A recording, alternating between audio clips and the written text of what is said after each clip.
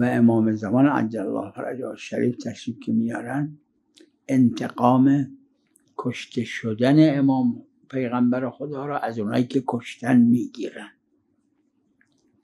انتقام اونایی که ظلم به حضرت زهرا کردن از اونها میگیرن، انتقام اونایی که ظلم به امیرالمؤمنین کردن از اونها میگیرن، انتقام اونایی که ظلم کردن به امام حسن مجتبی از اونها میگیرن حضرت حجت.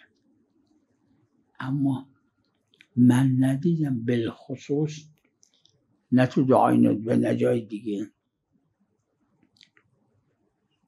این الطالب بدم امیرالمؤمنین، دیدید جایی؟ من ندیدم. مطالبه میکنن این الطالب بدم فاطمه الزهرا، این الطالب بدم المحسن ابن علی، این الطالب بدم رسول الله.